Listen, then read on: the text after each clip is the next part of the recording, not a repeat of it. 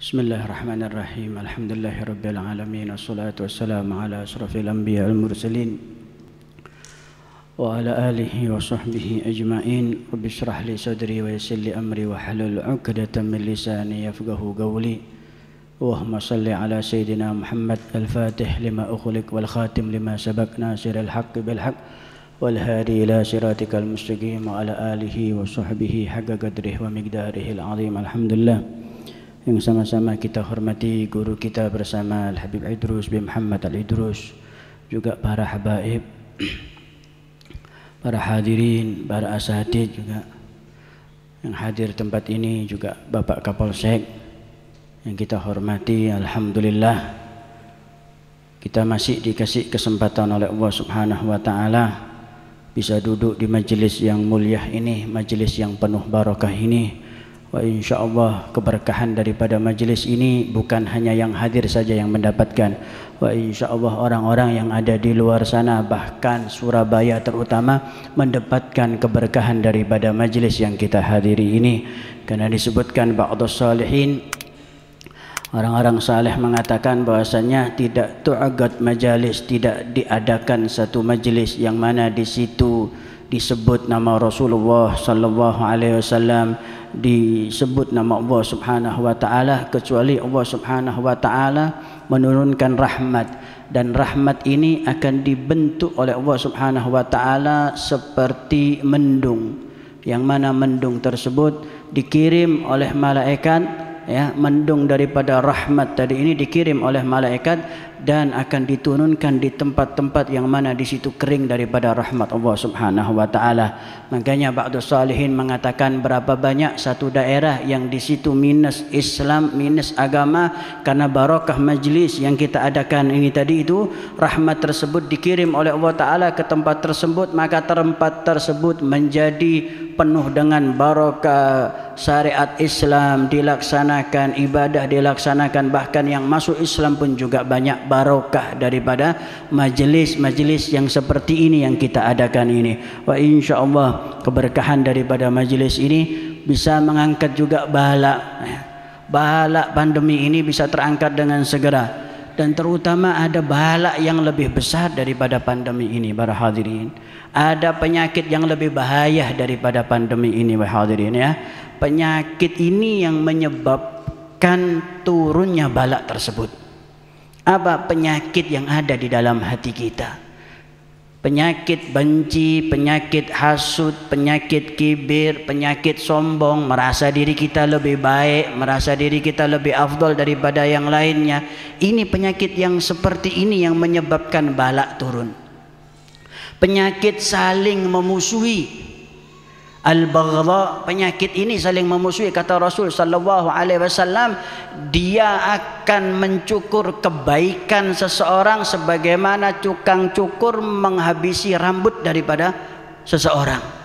Orang yang saling membenci, yang ada di dalamnya sifat kebencian dan tidak ia hilangkan sifat tersebut, maka dengan sendirinya amal kebaikannya akan habis.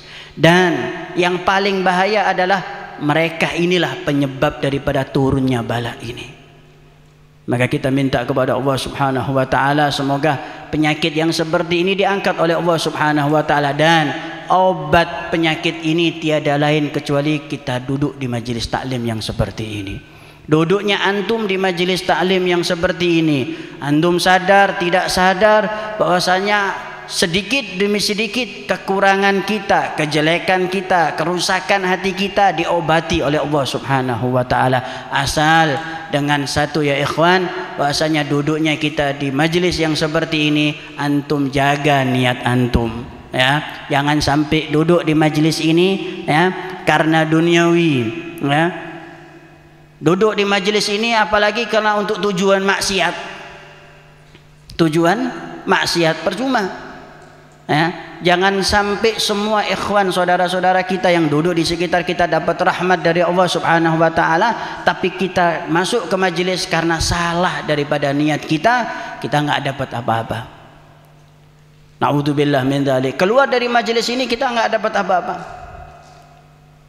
Nggak dapat ilmu yang barakah, nggak dapat memandang wajah orang-orang soleh yang bisa merubah daripada hati kita yang jelek menjadi lebih baik, nggak dapat keberkahan, ya, nggak dapat rahmat dari Allah Subhanahu wa taala. Yang paling tidak enak adalah Rasulullah tidak mengenal kita.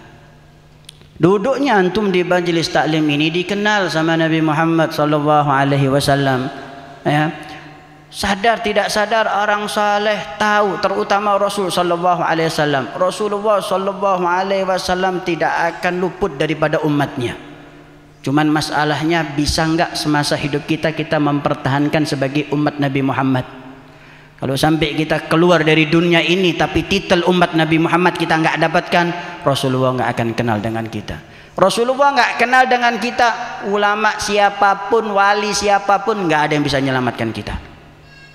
Tapi kalau Rasulullah sudah kenal dengan kita, nama kita dikenal sama Rasul sallallahu alaihi wasallam, wajah kita dikenal oleh Rasul sallallahu alaihi wasallam, ya, maka barokahnya tersebut apa? Allah Ta'ala akan mengutus seseorang guru yang akan membimbing kita sampai kita benar-benar siap dan kita benar-benar termasuk orang yang pantas bertemu dengan Rasul sallallahu alaihi wasallam, ya. Tetap semuanya harus melewati guru, nggak bisa tanpa guru, ya. Kalau Anda mau duduk, mau belajar, mau alim tanpa melewati guru itu mustahil, nggak ada ceritanya. Tetap semua harus melewati guru.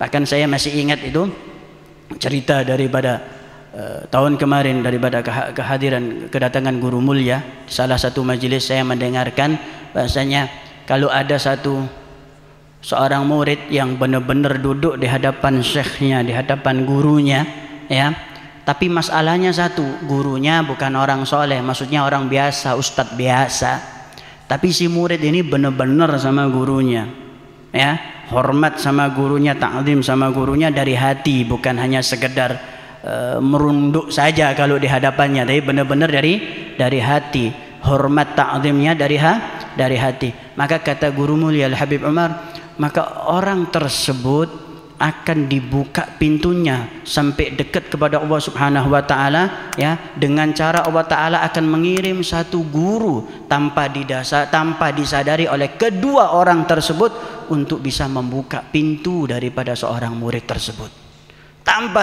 Tanpa sadar muridnya tahu-tahu jadi orang soleh, dia nyangka barokah gurunya, padahal ada satu guru yang diutus oleh Allah Subhanahu wa taala, satu orang soleh yang diutus oleh Allah Subhanahu wa taala untuk membukakan pintu orang tersebut karena adabnya terhadap guru. Duduk di majelis taklim ini adab yang penting, ya.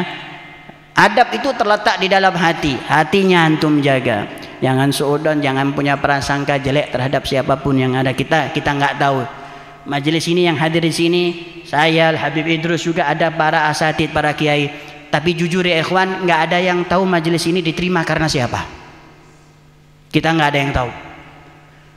Dulu pernah kejadian zamannya Al-Habib Ali bin Muhammad Al-Habsyi, ketika beliau di Hadramut sedang acara rutinan tahunan ziarah Nabi Allah Hud alaihi salam. Al-Habib Ali bin Muhammad Al-Habsyi yang ngarang Maulid Simtud Durar itu, beliau duduk di tengah-tengah majelis, ya, di saat ziarah tengah-tengah majelis beliau bangun keluar dari majelis, masuk ke kamar mandi, ya, kan dituntun sama satu orang. Kalau selesai keluar dari kamar mandi, setelah selesai berwudu, beliau berdiri di hadapan majelis. Saat itu orang-orang masih duduk di majelis dan membacakan ghasaid sambil dibagikan air cucing, kopi, bukan air kopi, ya, pakai gelas kecil. Ada biasa orang-orang suka banggi gitu. Gala kata Al-Habib Ali Habsyi, wallah a'jabu an hadzal rajul, aku keheranan dengan orang tersebut. Kenapa ya Habib? Ini majelis, bayangkan, ini majelis diadakan di depan makam Nabi Allah Hud alaihi salam. Yang hadir bukan sekelas kita, yang hadir sekelas Al-Habib Ali bin Muhammad Al-Habsyi dan murid-murid beliau. Di zaman itu beliau Al-Habib Ali bin Muhammad Al-Habsyi orang yang nomor 1, bukan orang-orang biasa. Tapi beliau Al-Habib Ali bin Muhammad Al-Habsyi beliau mengatakan, a'jabu an hadzal rajul, aku salut dengan orang tersebut. Kata yang nuntun tadi, kata beliau, kenapa ya Habib? Gal, ini majelis diterima karena ini orang. Karena keikhlasan dan kebersihan hati orang ini kita semua yang hadir di majelis ini diterima oleh Allah Subhanahu wa taala. Bayangkan majelis di depan makam Nabi Hud alaihissalam yang hadir ulama-ulama hebat, tapi majelis itu diterima karena orang yang kalau dilihat orang biasa cuma tukang bagi kopi saja. Para hadirin, kita nggak tahu siapa ini majelis. Barokah majelis ini diterima oleh Allah Subhanahu wa taala, kita nggak tahu. Bisa jadi yang duduk di sini, bisa yang duduk di depan, atau bisa yang duduk di belakang, atau dimanapun dia, kita nggak tahu. Tapi yang penting persiapan dari antum adalah kebersihan hati antum jaga. Semoga kita keluar dari majelis ini bukan hanya sekedar dapat capeknya saja, tapi kita dapat keberkahan daripada majelis ini. Keluar dari majelis ini hati kita tambah bersih ya hadirin ya. Keluar dari majelis ini ketakwaan kita nambah, kecintaan kita nambah kepada Rasul sallallahu alaihi wasallam, dan hormat ta'zimnya kita terhadap syuyukh, terhadap guru nambah ya. Jangan sampai kita punya guru nggak ridha terhadap kita. Guru kita nggak ridha terhadap kita, semua aulia di dunia nggak akan bisa menyelamatkan kita. Tapi guru kita ridha terhadap kita, satu pintu saja cukup bisa sampai kepada Rasulullah sallallahu alaihi wasallam. Dimanapun antum ziarah, kalau antum dicintai oleh guru antum, orang-orang soleh, itu penghuni kuburan orang-orang soleh sudah akan menyambut kedatangan antum. Tapi masalahnya kalau antum dibenci sama guru antum, mau datang ke siapapun ditolak. Kenapa? Pintunya nggak kita buka duluan, adabnya nggak kita pakai. Semoga duduknya kita di majelis ta'lim ini diberikan taufik hidayat oleh Allah Subhanahu wa taala, tambah adab kita, tambah ta'zim kita, tambah cinta kita kepada Rasulullah sallallahu alaihi wasallam, dan hati kita diikat dengan guru-guru kita dengan ikatan rabutan la yanhal, ikatan yang tidak terputus dengan orang-orang soleh, ikatan yang tidak terputus. Allahumma hannin ruha sayyidina Muhammad ilaina. Ya Allah, berikanlah, gerakkanlah hati Nabi Muhammad sallallahu alaihi wasallam rindu terhadap kami, dan kami rindu terhadap Rasulullah sallallahu alaihi wasallam. Ini mungkin yang bisa saya sampaikan. Wal afu minkum. Assalamualaikum warahmatullahi wabarakatuh.